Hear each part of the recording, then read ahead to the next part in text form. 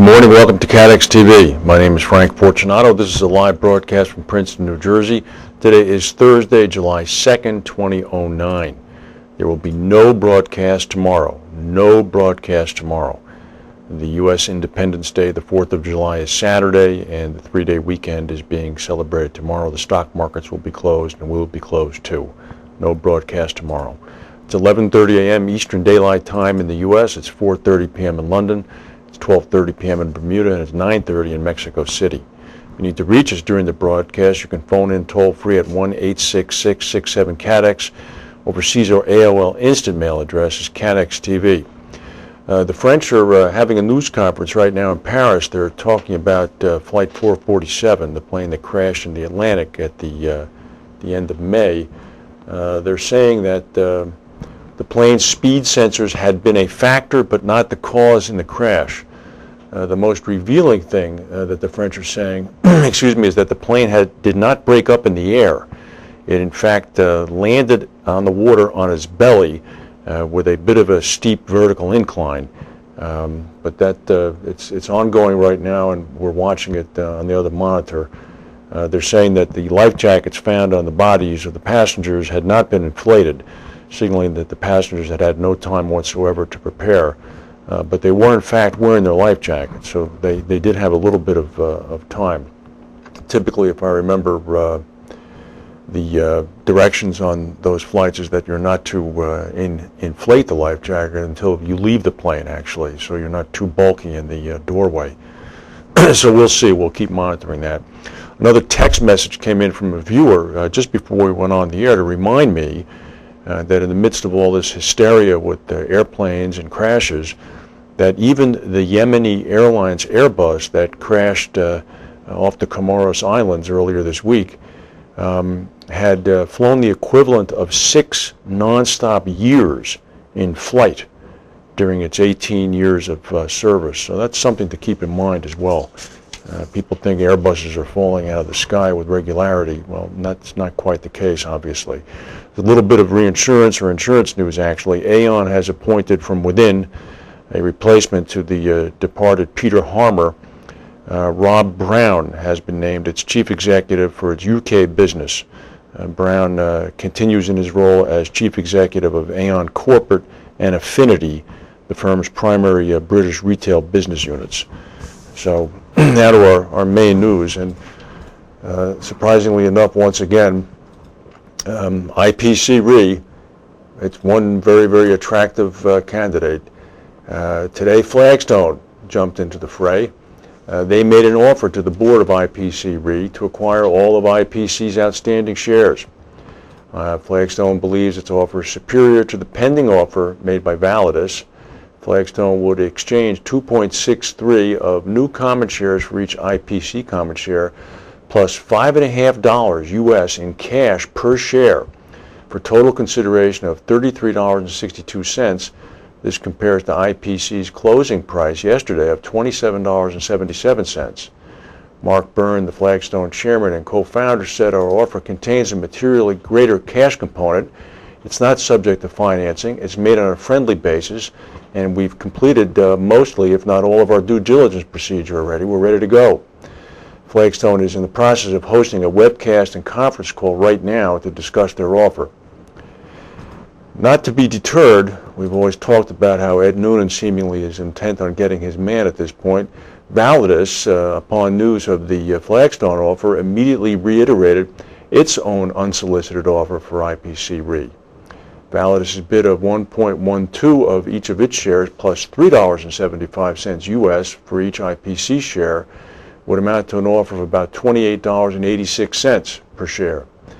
Flagstone offered a 21% premium over IPC's closing price, so that's a little bit more generous than what Validus is offering. According to Validus, we remain strongly committed to our outstanding offer to acquire IPC, which we believe represents a full and fair value for IPC shares. This just isn't over yet. This is really something. You have to watch this with some degree of admiration, actually, at the capitalism at work. Capitalism not at work here in the U.S. Workers in the U.S. lost jobs at a faster pace during the month of June than in the prior month, this according to the U.S. Labor Department. Non-farm payroll shrank by 467,000 during the month of June. This was higher than the 325,000 decline expected by many economists. May saw only 322,000 jobs lost. The unemployment rate jumped up to 9.5%. Economists had been expecting that the unemployment rate would rise to 9.6%. In China, 11 people have been killed, presumably drowned, in eastern and southwestern parts of the country in some of the heaviest rain so far this year. 9 people died and 1 remained missing after torrential rains began early this week in southwest Guizhou province. In eastern Xinjiang province, 2 people were killed when their house collapsed because of the downpours. The heavy rains were forecast to last through today, with local officials on alert for possible floods and landslides.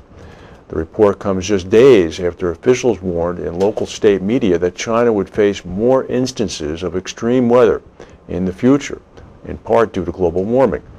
Well, maybe the Chinese should do something about each of those coal-fired power plants that they fire up every week.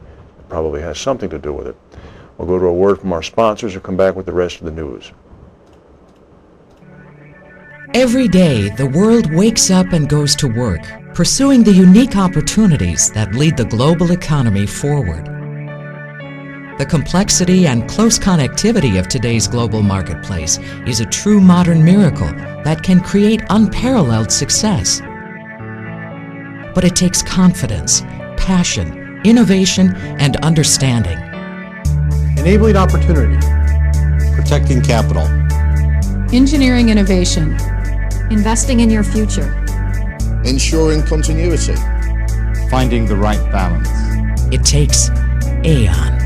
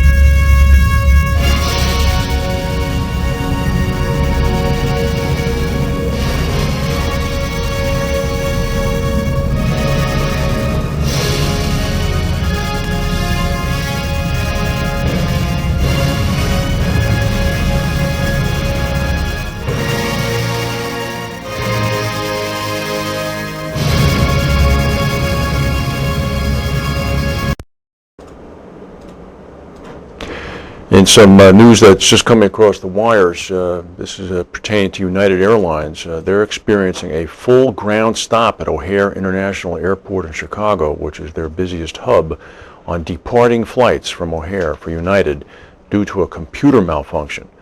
This is the beginning of the unofficial 4-day weekend, if you will. So it's a heavily booked up period. United is desperately trying to alleviate the computer problem so they can get back on schedule, but I'm sure there are many people inconvenienced there.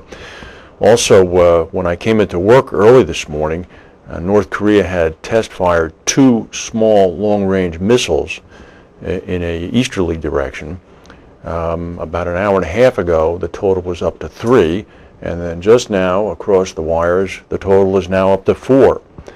These are relatively short-range missiles. They seemingly are falling harmlessly into the South China Sea. However, the 4th of July is Saturday, which is the day of the announced extravaganza, the plan by North Korea to fire a long-range missile in the direction of Hawaii. The President and the